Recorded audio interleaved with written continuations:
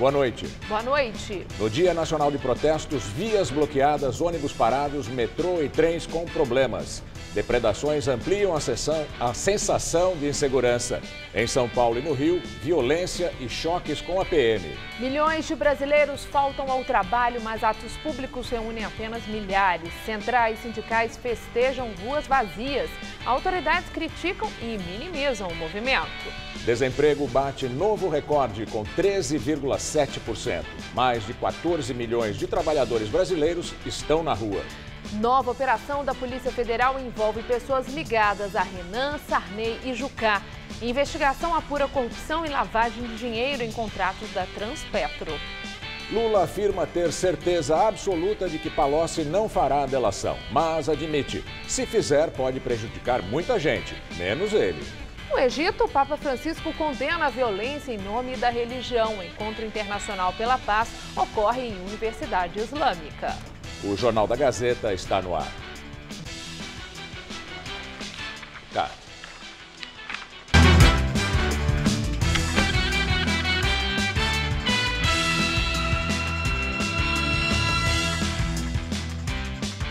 A greve de hoje, com maior ou menor força, atingiu vários estados, paralisando principalmente o transporte público nas grandes cidades.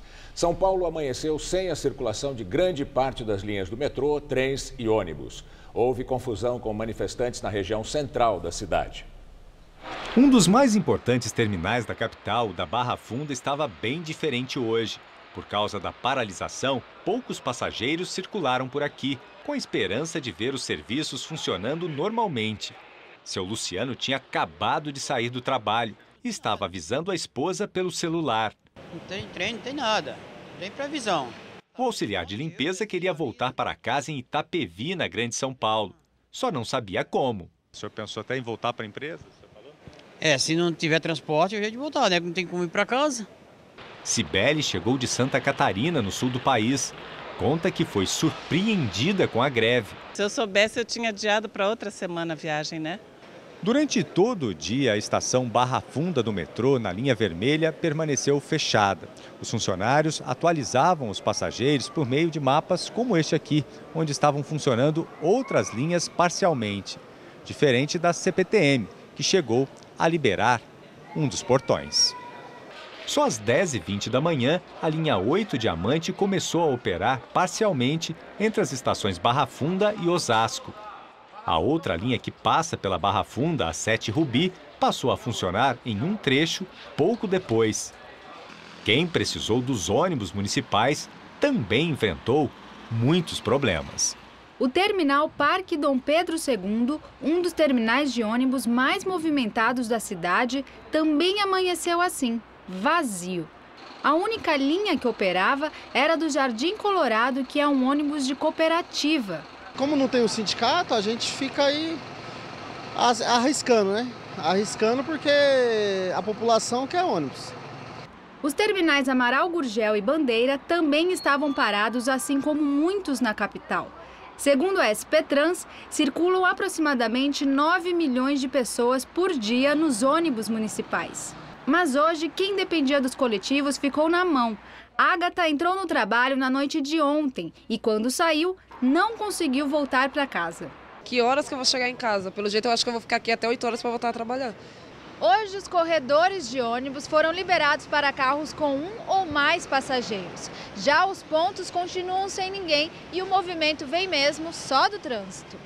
Nas redes sociais, o prefeito João Dória, do PSDB, publicou um vídeo em que aparece participando de reuniões na prefeitura.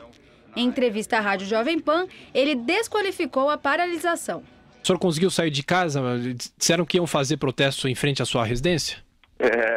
Tiago, eu acordo cedo e trabalho. Eu não sou grevista, que dorme, é preguiçoso e acorda à tarde. Eu não sou Jaiminho, não. Ainda na região central, próximo da prefeitura, houve confusão. Em frente ao Teatro Municipal, vitrines foram quebradas e orelhões incendiados. Na esquina da Avenida São João com a Ipiranga, a polícia atuou contra os protestos que fechavam as ruas. Um trecho da Avenida Tiradentes foi bloqueado com um carro de som e barricadas. Agentes da CET trabalharam para apagar o fogo e a polícia jogou bombas de efeito moral para dispersar os manifestantes. Governo corrupto com os trabalhadores. Também em entrevista à Rádio Jovem Pan, o governador Geraldo Alckmin, do PSDB, afirmou que a PM está com o efetivo máximo nas ruas. Estamos preparados para agir rápido, para que o problema para quem precisar se locomover seja menor. E estamos também preparados para o término do movimento, né? Que nos movimentos anteriores, nessa dispersão final, às vezes há problemas graves. No Twitter, o metrô divulgou que não há previsão da volta hoje das operações das linhas 3 vermelha e 15 prata. As linhas da CPTM estão circulando parcialmente e apenas as linhas de ônibus operadas por cooperativas estão trafegando na cidade. Os professores da rede pública também aderiram à greve geral. Segundo a Secretaria Municipal da Educação, metade das 1.500 escolas e creches não funcionou. A Secretaria Estadual da Educação afirma que apenas 49 das mais de 5.000 escolas da rede aderiram à paralisação. Já as escolas particulares não soltaram um balanço. Os voos foram normais hoje. Apesar dos aeronautas terem desistido de participar da greve geral, houve protestos em aeroportos de São Paulo, Rio de Janeiro e Brasília. A Polícia Rodoviária Federal ficou de prontidão na rodovia Hélio Schmidt, que dá acesso ao Aeroporto Internacional de Guarulhos, mas não conseguiu evitar que manifestantes fechassem um dos sentidos da via nesta madrugada. O movimento durou cerca de 20 minutos e foi logo dispersado. Nesta manhã, os pneus que foram usados para o bloqueio ainda pegavam fogo no acostamento. Os bombeiros também ficaram estacionados por perto. Nos últimos dias, os aeroviários, que são os funcionários das companhias aéreas que trabalham em solo, fazem check-in, embarque e desembarque de passageiros, chegaram a anunciar a adesão à greve geral. Mas nesta manhã não houve reflexos para os passageiros aqui em Cumbica. Até o início da tarde, 56 voos tinham atrasado e 5 foram cancelados. Segundo a empresa que administra o aeroporto, não havia relação com a greve. Só que muita gente que ficou com medo de perder a viagem chegou mais cedo. Esta professora, que vai para a Itália, chegou no aeroporto 24 horas antes da partida. Eu vim de Vinhedo, cheguei aqui aproximadamente 6h30 ou 7 da noite. E como eu, muitas pessoas também, com a medida de precaução, optaram por vir e passar a noite aqui. No aeroporto de Congonhas, na zona sul de São Paulo, a manifestação aconteceu na área do check-in. Não houve confusão e o movimento não afetou a rotina de voos. Bem diferente do que ocorreu lá no Rio de Janeiro. Houve bloqueio na entrada do aeroporto Santos Dumont. Dentro do saguão, sindicalistas com coletes da CUT entraram em confronto com taxistas. E houve pancadaria ao lado das filas dos passageiros.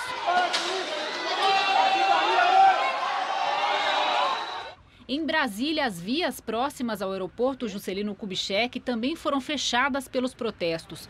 Muitas pessoas que tinham viagem marcada tiveram que caminhar levando as bagagens. A polícia usou bombas de efeito moral para dispersar os manifestantes.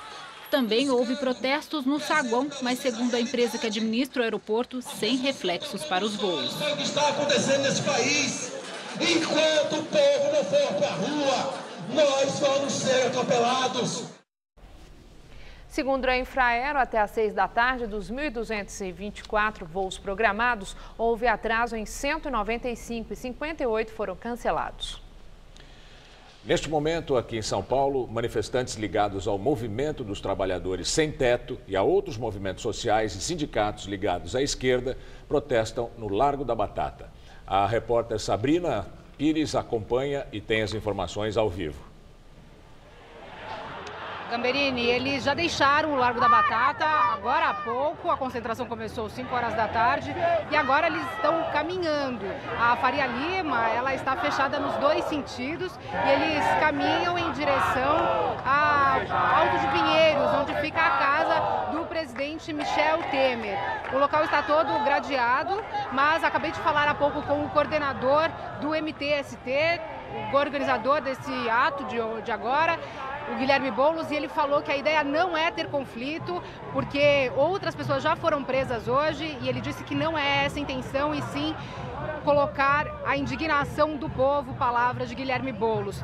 Falando em confusão, aconteceu há pouco aqui um conflito, um tumulto de algumas pessoas que quebraram o vidro de uma agência e, segundo a Polícia Militar, até agora 21 pessoas foram presas nesses conflitos durante os protestos. Aqui não só o protesto do MTST, mas também outros grupos que estavam, por exemplo, na Avenida Paulista, em outros pontos da cidade, se juntaram e agora caminham em direção à casa de Michel Temer aqui em São Paulo. Voltamos ao estúdio.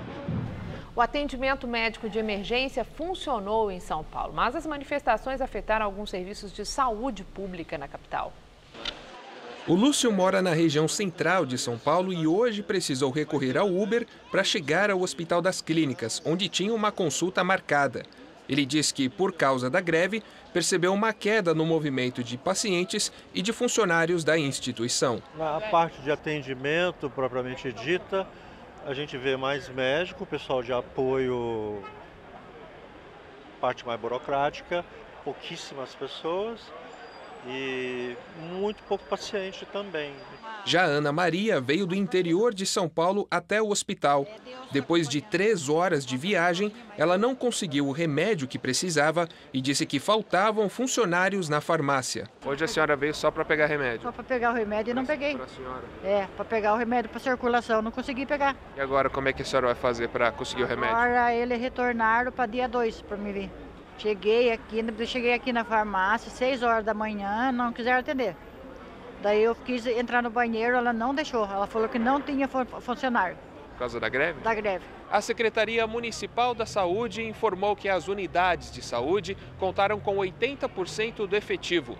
Segundo a pasta, médicos da região do Butantã que aderiram à paralisação trabalharam em regime de plantão nas UBS São Jorge, Vila Dalva, Boa Vista, Paulo VI e Butantã.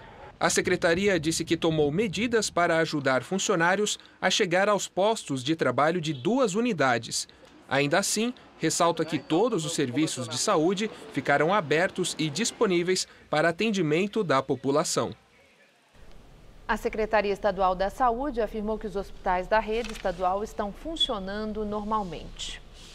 Ainda nesta edição, você vai ter novas informações sobre a greve e o protesto de hoje em todo o Brasil.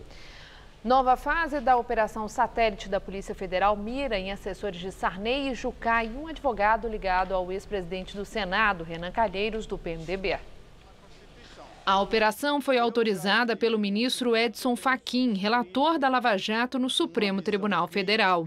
Agentes da Polícia Federal cumpriram mandados de busca e apreensão em endereços de Amaury César Piccolo, ex-assessor de José Sarney, e de Tarciana Maria de Assis Ribeiro Xavier, que trabalhou com Romero Jucá no Senado.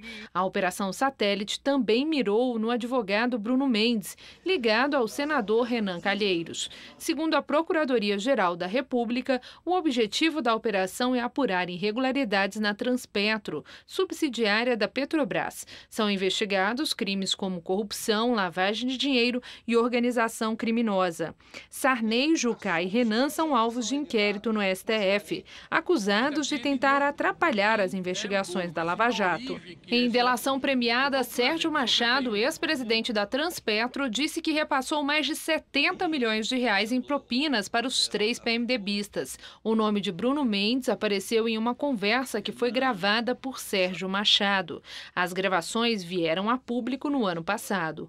Uma das conversas aconteceu durante uma reunião na casa do então presidente do Senado, Renan Calheiros, com a participação de Fabiano Silveira, ex-ministro da Transparência, Fiscalização e Controle. Na época da gravação, Silveira ainda não era ministro. Era membro do Conselho Nacional de Justiça, por indicação de Renan. Segundo Sérgio Machado, na conversa houve troca de reclamações sobre a Justiça e a Operação Lava Jato. De acordo com o delator, Bruno Mendes e Fabiano Silveira teriam orientado ainda investigados da Lava Jato sobre como lidar com a Procuradoria-Geral da República. Fabiano Silveira deixou o Ministério de Temer em maio do ano passado, logo depois da divulgação da conversa. A primeira fase da Operação Satélite aconteceu em março. Na ocasião, os mandados estados tiveram como alvo pessoas ligadas a Renan, ao atual presidente do Senado, Eunício Oliveira, do PMDB, ao senador Humberto Costa, do PT, e ao senador Valdir Raupp, também do PMDB.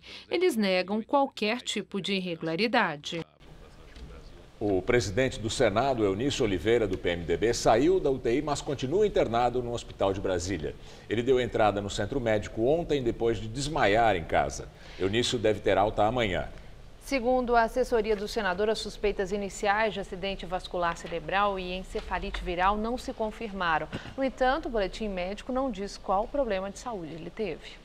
Cartórios estão sob investigação na segunda fase da Operação Perfídia, que tem como alvo uma quadrilha que operava câmbio ilegalmente para lavar dinheiro. O grupo teria movimentado mais de 5 bilhões de dólares nos últimos anos e os cartórios investigados teriam falsificado documentos para a quadrilha. 12 cartórios extrajudiciais em 8 estados brasileiros foram alvos das ações da Polícia Federal. Eles são suspeitos de falsificação de documentos para a entrada de estrangeiros no Brasil, que vinham para operar moedas e comprar imóveis ilegalmente. Funcionários desses cartórios emitiam registros civis, certidões de nascimento e até título de eleitor para estrangeiros poderem fazer aquisições de terras no Brasil. A Polícia Federal chegou à quadrilha depois de prender no ano passado um jordaniano com passaporte falso. Ele teria movimentado 68 milhões de reais na compra de uma fazenda e tinha certidão de nascimento do Piauí. A partir dele, a polícia chegou ao núcleo da quadrilha, que supostamente é chefiada pela advogada Cláudia Chater, que é prima de Habib Chater, dono de postos de gasolina e um dos primeiros presos na Operação Lava Jato.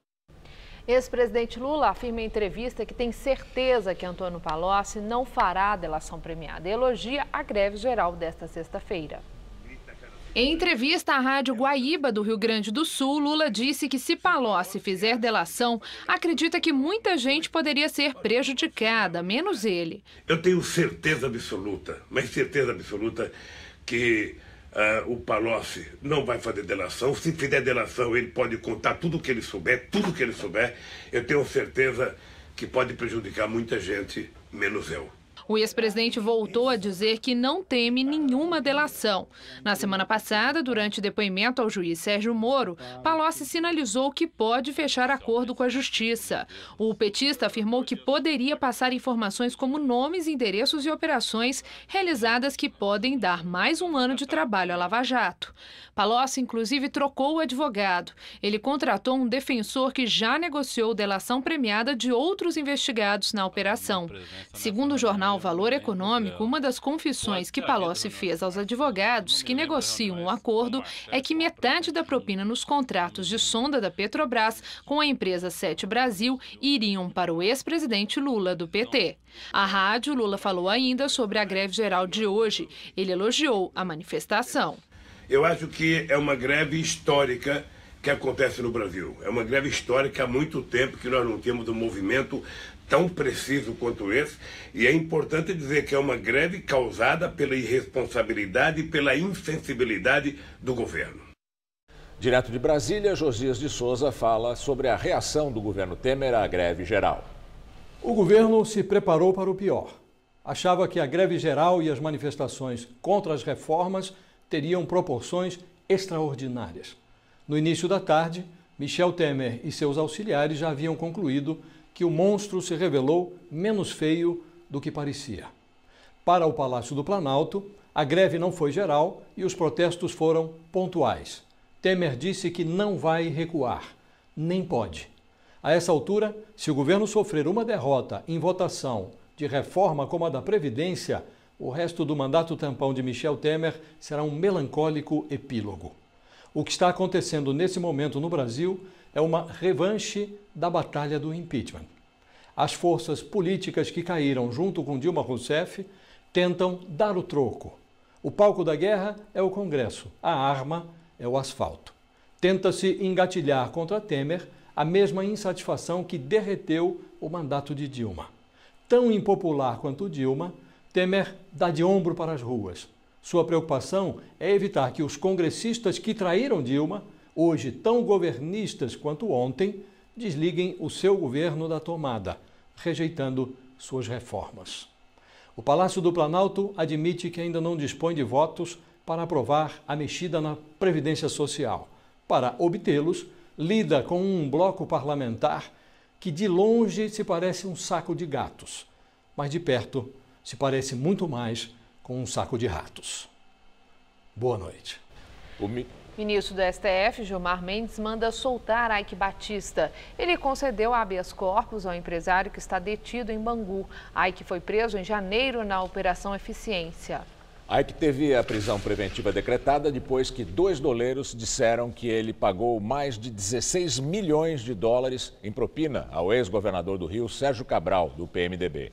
O pagamento teria sido feito em troca de contratos de Eike com o governo.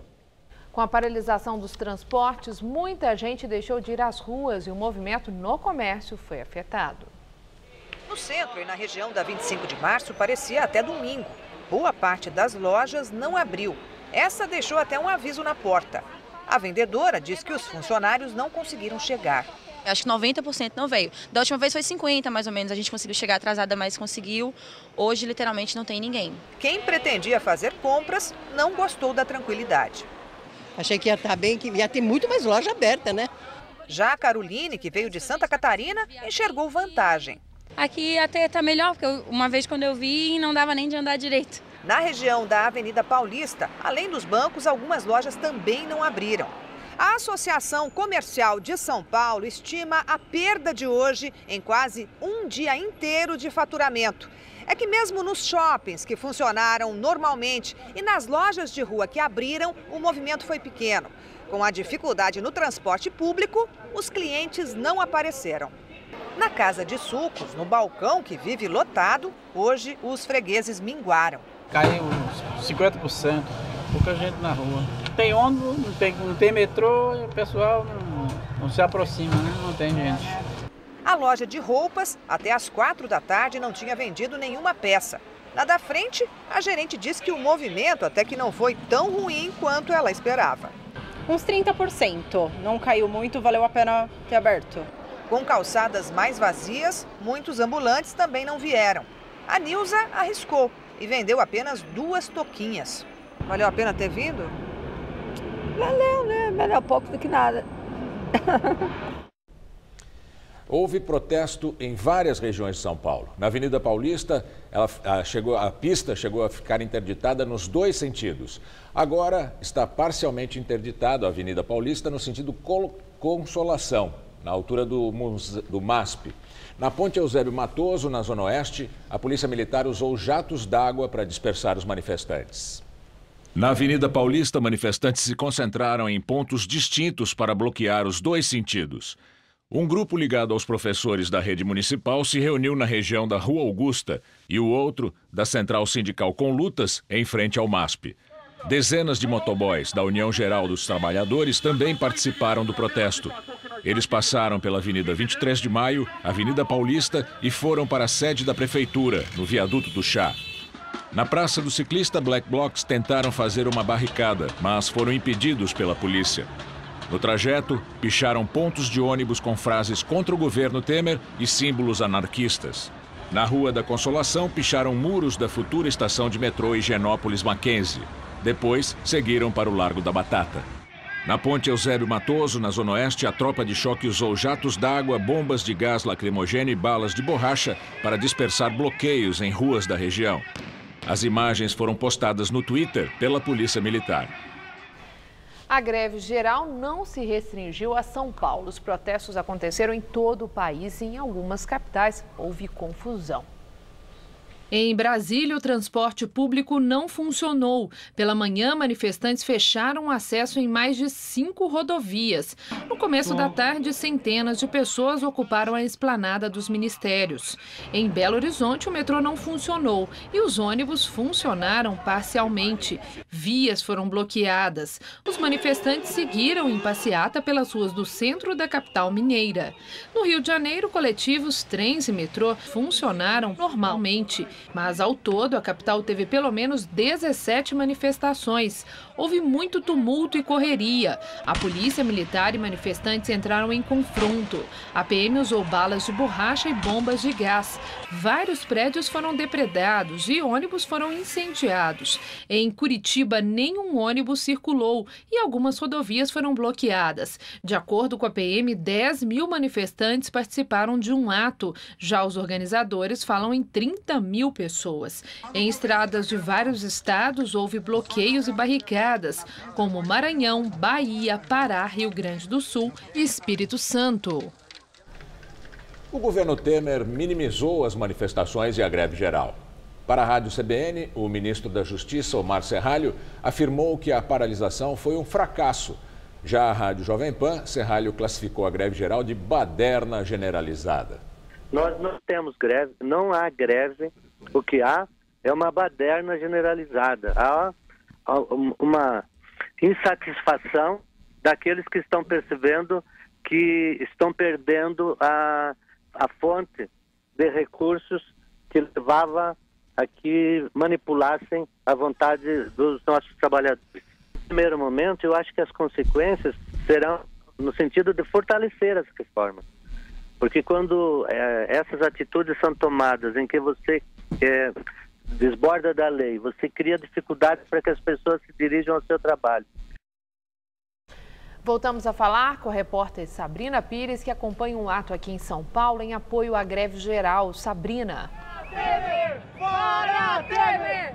Olha, Estela, aqui na região da Avenida Pedroso de Moraes, onde os manifestantes passam em sentido da casa do presidente Michel Temer, no Alto de Pinheiros, mesmo estando cercada, eles decidiram ir mesmo para lá em forma de protesto. Eles fizeram aqui, teve há pouco um certo conflito aqui com os motoristas que tentavam passar, só que a CET, nenhum homem da CET está aqui para controlar o trânsito e as pessoas continuam aqui ocupando completamente a Avenida Pedroso e o trânsito parou por causa dos manifestantes. Eles chegaram a discutir aqui com alguns motoristas, houve um princípio de tumulto, mas eles estão parados, pelo menos por enquanto, ninguém avançou em cima dos manifestantes, não. Eles seguem em direção à casa do presidente Temer aqui em São Paulo, para protestar contra as reformas da Previdência e trabalhista. Voltamos ao estúdio. Obrigada, Sabrina. E o presidente Michel Temer divulgou agora há pouco um comunicado sobre a greve geral e as manifestações pelo país. A nota afirma que houve ampla garantia do direito de expressão, mas que, infelizmente, pequenos grupos bloquearam rodovias e avenidas para impedir o direito de ir e vir do cidadão. O presidente chamou de lamentáveis fatos isolados de violência ocorridos no Rio de Janeiro. O texto do presidente diz ainda que o trabalho em prol da modernização da legislação nacional continuará, com debate amplo e franco, realizado na arena adequada para essa discussão, que é o Congresso Nacional. Daqui a pouco, Maria Lídia Flandro entrevista ao vivo o advogado Leone Pereira. Eles vão falar sobre os impactos da reforma trabalhista. E neste dia de greve geral, índios fizeram um protesto no Pico do Jaraguá, na zona norte paulistana, por demarcação de terras. Aqui vivem cerca de 700 indígenas da etnia Guarani-Biá. As 6 aldeias ficam bem ao lado do acesso ao Pico do Jaraguá. O protesto começou logo cedo na estrada turística do Jaraguá. Os indígenas montaram barricadas com fogo na via. Os manifestantes se queixam da resistência do governo do estado em aceitar a demarcação da terra de 532 hectares. O Tiago nasceu aqui e agora lidera uma das comunidades. Hoje a nossa principal reivindicação é contra a atitude do governo do estado de tomar a nossa terra, né? Eles estão judicializando nossa demarcação. A gente tem uma luta grande para a nossa sobrevivência, para o fortalecimento cultural, manter nossa cultura, nossa língua, nossa crença. Nenhuma das aldeias conta com saneamento básico. Outra preocupação é a dificuldade em encontrar remédios. No início da tarde, a estrada turística do Jaraguá continuava bloqueada. Desemprego sobe no primeiro trimestre do ano e já atinge 14 milhões e 200 mil pessoas, um recorde. Os dados divulgados hoje pelo IBGE mostram que o desemprego subiu para 13,7%. Segundo o Instituto, essa foi a maior taxa de desemprego da série histórica que começou em 2012. E agora vamos ao comentário de economia com Vinícius Torres Freire. Hoje, como todo mundo sabe, foi dia de greve e cidades paradas. Mas mal deu para perceber no tumulto que saiu esse balanço da situação do trabalho. Ruim para o emprego, mas nem tanto para a economia. Como isso é possível? Primeiro, a novidade boazinha da pesquisa do IBGE. O total dos salários pagos na economia, o total dos rendimentos do trabalho, cresceu pela primeira vez em 18 meses, desde 2015. Isto é, a massa salarial, tudo o que todo mundo ganhou no trabalho, foi maior nos 3 primeiros meses deste ano do que no ano passado. Por quê? Principalmente porque a inflação diminuiu e porque quem está no emprego teve algum reajuste salarial. Em resumo, aumentou o poder de compra das pessoas que estão empregadas. E daí? Daí que há um pouquinho mais de dinheiro para consumo. Se há mais consumo, se as pessoas compram um tiquinho mais, há um pouquinho mais de produção nas empresas, que devem passar a demitir menos ou até daqui a pouco contratar. Quer dizer, parece mesmo que a economia parou de encolher, parou de produzir e pagar menos salário neste primeiro trimestre. Agora, as más notícias. Sim, o número de pessoas empregadas caiu ainda em relação ao ano passado. A situação do emprego só piorou. O desemprego aumentou, era de 13,2% em fevereiro, foi para 13,7% em março. São 14,2 milhões de pessoas procurando trabalho sem encontrar. De novo, como é possível dizer que a economia parou, enfim, de piorar se o total de pessoas empregadas cai, se aumenta a quantidade de gente procurando trabalho sem achar? Costuma ser assim.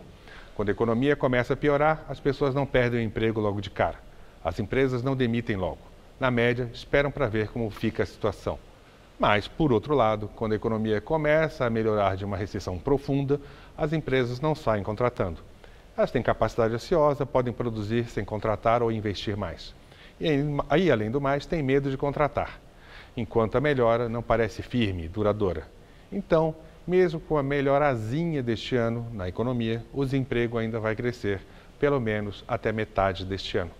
O mau humor, que em parte apareceu nessas greves, vai continuar também. Boa noite.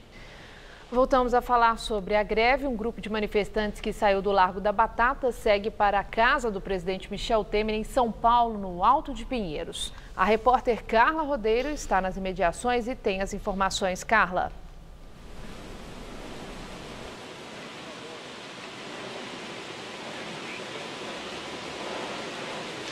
Olha, os manifestantes ainda não chegaram por aqui, mas estão bem perto, porque a gente consegue ouvir o som dos carros de som. Bem, mas no fim da tarde, todo o quarteirão foi isolado com gradis como esses aí, posicionados a uma distância segura da casa de Michel Temer. O imóvel dele fica exatamente onde estão estacionadas aquelas viaturas, a cerca de 150 metros daqui. Só moradores têm acesso. Há policiais em toda a redondeza, nas ruas laterais. Também há agentes de segurança da Presidência da República em frente à casa de Temer e também na praça. Segundo informações que nós apuramos junto à Polícia Militar, uma equipe da Tropa de Choque permanece de prontidão perto daqui, ali na região da Marginal Pinheiros. Bem, o presidente Temer não está em casa, na casa dele aqui em São Paulo. Ele está em Brasília, no Palácio do Planalto, e só deve viajar para cá no sábado, no caso amanhã, ou no domingo, onde participa de um evento às 11 horas da manhã. Com vocês no estúdio. No Egito, o Papa Francisco condenou a violência em nome de Deus. O Papa foi ao Egito participar da Conferência Internacional de Paz ao lado de líderes muçulmanos. No discurso, ele pediu que todos digam um não forte e claro a toda a violência cometida em nome de Deus e alertou contra a instrumentalização da religião por parte do poder. Siamo tenuti a denunciare le violazioni contro la dignità umana e contro i diritti umani. Francisco assegurou que a paz é tanto um dom de Deus como um trabalho dos homens.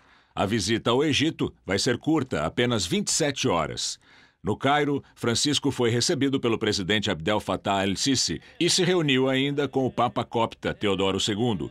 Ele afirmou ao líder ortodoxo que o sangue de inocentes os une. E agora as notícias do esporte com Rodolfo Gamberini e Celso Cardoso. Depois do esporte, Maria Lídia Flandro entrevista ao vivo o advogado Leone Pereira sobre o impacto da reforma trabalhista.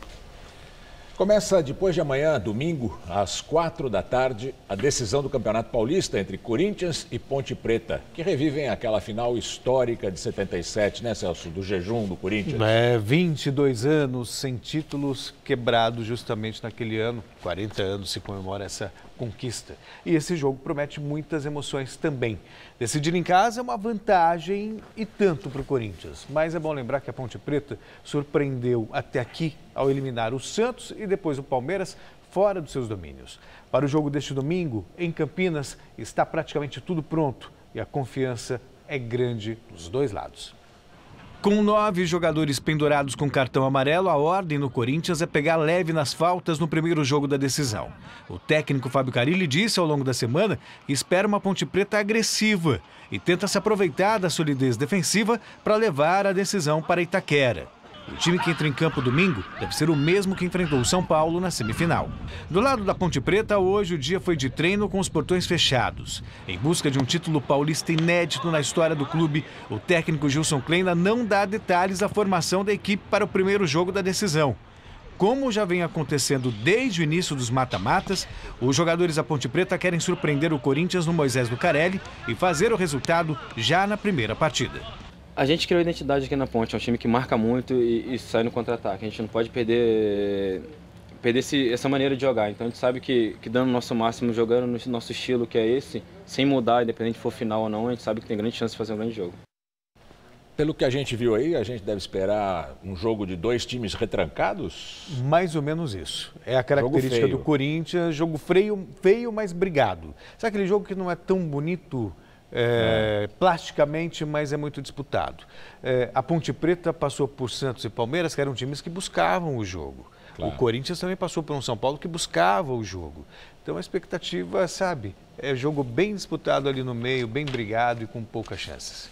Muito bom. E por causa da briga da última quarta-feira no Uruguai, o Palmeiras e Felipe Melo, jogador do Palmeiras, foram denunciados hoje pela Conmebol, hein?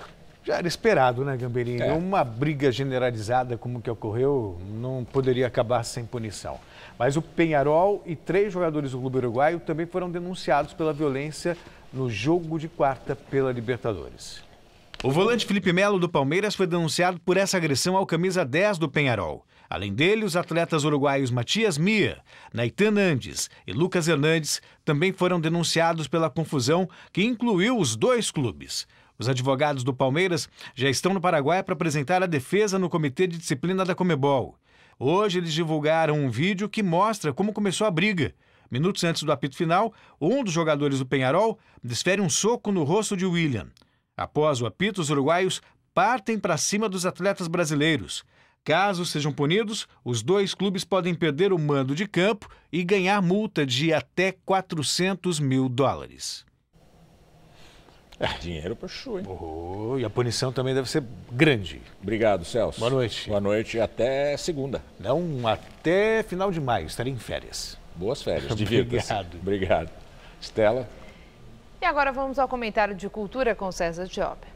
A arte engajada da mineira Terezinha Soares é destaque no MASP, com grande mostra individual. Desde os anos 60, Terezinha apresenta um trabalho transgressivo e contestador voltado para questões relacionadas à condição feminina. Mas só agora sua obra começa a ganhar destaque no circuito internacional. Terezinha ficou sem expor por 40 anos e essa é sua primeira mostra em museu. O documentário Guarnieri estreia no dia 3 no Centro Cultural São Paulo, como parte da mostra itinerante Histórias que Ficam, da Fundação Companhia Siderúrgica Nacional. O filme conta a trajetória do ator e dramaturgo Gianfrancesco Guarnieri, que morreu em 2006. Guarnieri foi fundamental na história do teatro brasileiro, inaugurando o teatro engajado. Seus filhos Flávio e Paulo, também atores, assumiram um distanciamento entre arte e política. A partir destas atitudes opostas, o diretor Francisco Guarnieri, neto do autor, procura refletir sobre o papel do indivíduo na sociedade, na arte e na família. Francisco Guarnieri e a diretora Cibele Forjás comandam um debate após a estreia. A entrada é gratuita. Na Sala São Paulo, a soprano alemã Diana Dambrau e o baixo barítono francês Nicolas Testet, dois nomes reluzentes da cena lírica atual, abrem a temporada 2017 do Mozarteum nos dias 1º e 2 de maio. Acompanhados pela Orquestra Acadêmica Mozarteum Brasileiro, eles interpretam áreas de Verdi, Rossini, Carlos Gomes, Gounod e Gershwin. E o Maio Fotografia, no MIS, em São Paulo, apresenta sua 6ª edição com 3 exposições. A dos vencedores do 4º Flamob, Festival Latino-Americano de Mobigrafias, que são fotos feitas com smartphones. Avessos e Paradigmas, que reúne as primeiras mobigrafias de fotógrafos veteranos como Germán Lorca, Maureen Bicilliat, Nair Benedicto e Pena Prearo.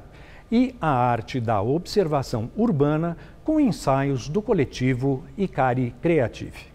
Boa noite. Você vai ver ao vivo, a seguir, uma entrevista de Maria Lídia Flandoli com Leone Pereira, professor de Direito do Trabalho sobre a reforma trabalhista. Ter ideia boa é fácil. Difícil é achar quem invista nela. Essa startup criou um robô com inteligência artificial que faz milhares de agendamentos ao mesmo tempo. E sabe quem investiu? O governo de São Paulo, com o PitGov SP, que seleciona ideias inovadoras para serviços públicos. Agora o robô se chama Poupinha, trabalha no Poupa Tempo e faz agendamentos pela internet e redes sociais. Isso é pura inovação e é com trabalho que a gente chega lá. Quem já duvidou de si? Quem já teve medo? Quem teve que resistir? Quem aprendeu? Quem cresceu? Quem acreditou? Você tem muitos motivos para seguir em frente e um só banco. Bradesco, pra frente.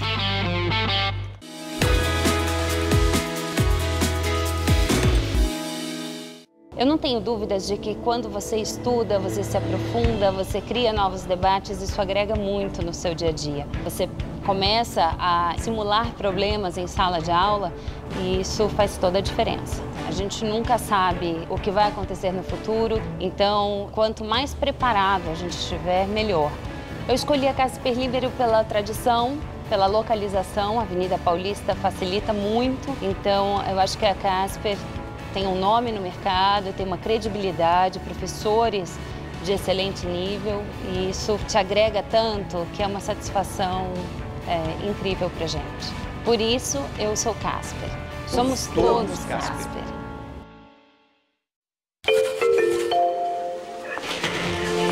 Essa é uma unidade da rede Luci Montoro, que trata pessoas com deficiências físicas e encontra soluções para cada caso. Como o do DJ Renildo.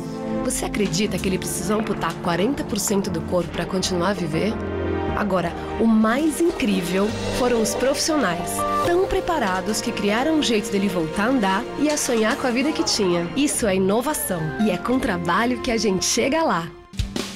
Neste domingo começa a grande decisão do Paulistão e você acompanha de perto todas as emoções de Ponte Preta e Corinthians.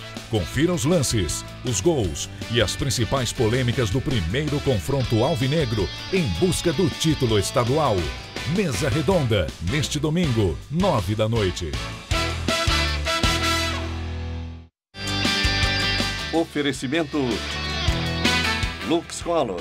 Tudo que é muito bom é tão bom quanto pintar com Lux Color. Baltec, a manta líquida que impermeabiliza e colore o Brasil. Rede Pit Stop, a maior rede de autopeças e serviços automotivos do Brasil.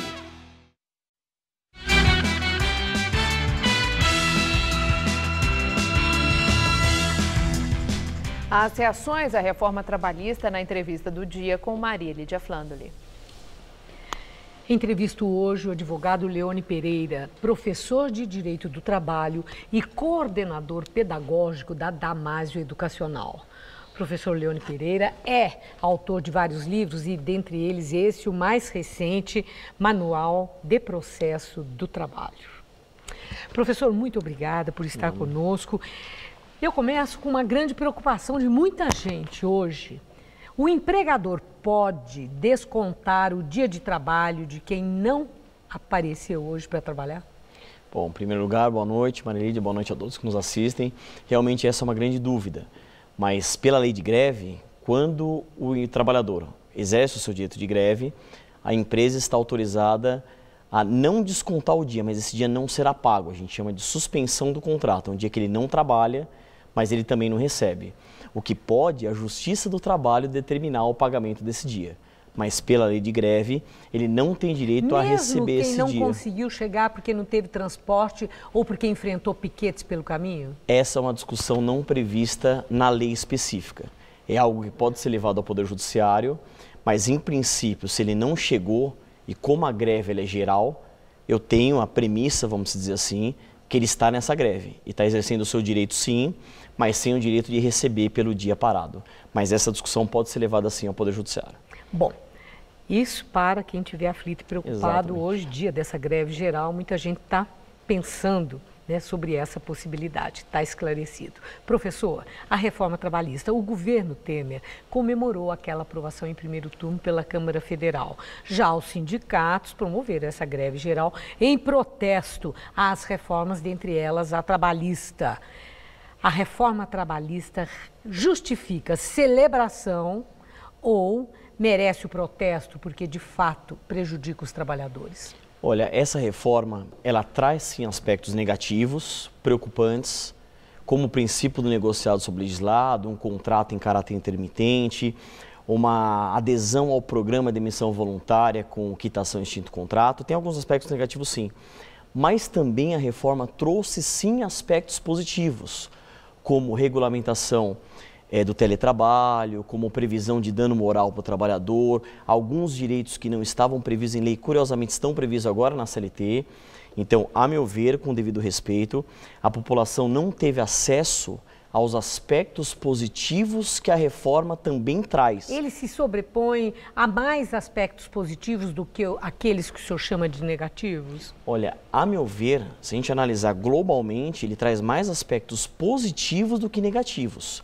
Os negativos são preocupantes, mas com muitos aspectos positivos. Agora, uma das preocupações, não sei se está aí entre os acordos, entre os aspectos negativos que o senhor mencionou, é o fato de acordos terem força de lei. As lideranças sindicais entendem que nessa relação empregador e empregado, o lado mais fraco acaba sempre levando a pior. E com isso, os trabalhadores levariam a pior. No seu entender, acordo trabalhista ter força de lei é uma ameaça ao trabalhador? Olha, num primeiro momento sim, que é o que se fala do princípio do negociado sobre legislado. Vai ter um artigo na CLT que vai falar sobre isso, que é o 611-A. E essa negociação coletiva vai ter força de lei não sobre todos os assuntos trabalhistas, mas aqueles determinados por esse artigo.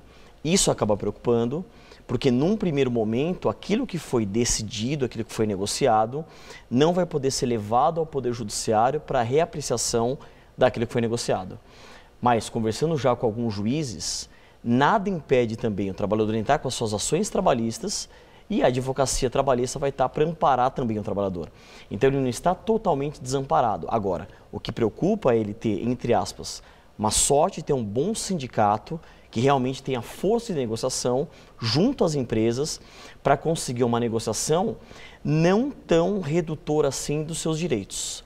O grande problema nosso é que a gente é enquadrado por categoria e a gente não tem o direito de escolher o nosso sindicato, que é um princípio chamado da unicidade sindical. Então, se o trabalhador tiver um bom sindicato que realmente briga na negociação em seu favor, ele não vai ter tanto prejuízo assim. Agora, de outra sorte, se estiver amparado por um sindicato que não tem essa força de negociação, fatalmente ele vai ser prejudicado na negociação coletiva. Agora, é interessante, pelo que o senhor falou, né, a impressão que fica, e me corrija por favor se eu estiver equivocada, é que essa reforma vai levar a uma sobrecarga aos tribunais do trabalho e que me parece ser previsível o crescimento do número de processos trabalhistas.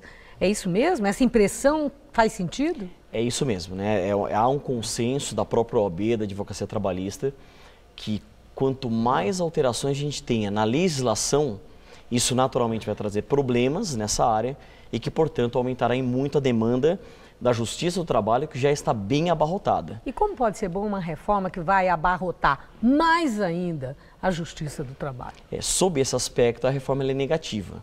Mas, ao mesmo tempo, a gente tem uma legislação atrasada que também precisa ser adequada à sociedade moderna. Agora, a gente precisa agora pensar em outras ferramentas para tornar a solução dos conflitos mais rápidas. E uma das saídas é a gente buscar formas alternativas de solução dos conflitos. Ainda uma última questão.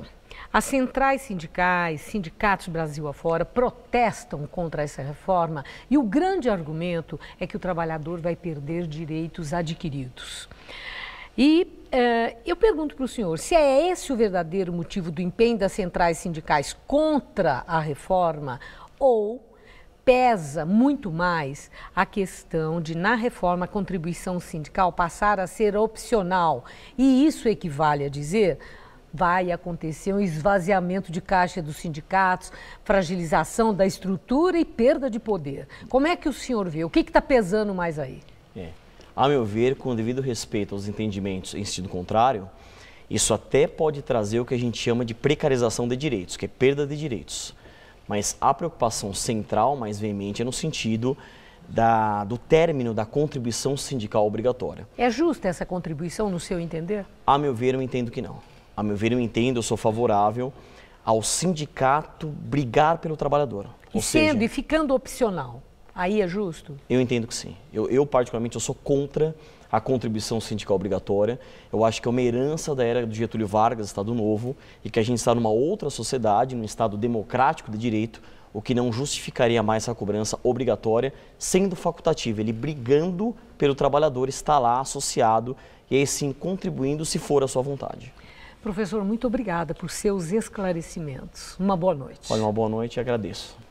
Com você, Estela. E manifestantes que apoiam a greve geral continuam caminhando em direção à casa do presidente Michel Temer aqui em São Paulo. Eles saíram do Largo da Batata e a residência de Temer, aqui na capital, fica no Alto de Pinheiros. O local foi isolado com grades. O presidente está em Brasília. O Jornal da Gazeta termina aqui. A edição de hoje pode ser vista no site do Jornal da Gazeta. Mais notícias sobre a greve geral em nossa edição das 10. Uma boa noite para você. Boa noite, bom fim de semana e até segunda.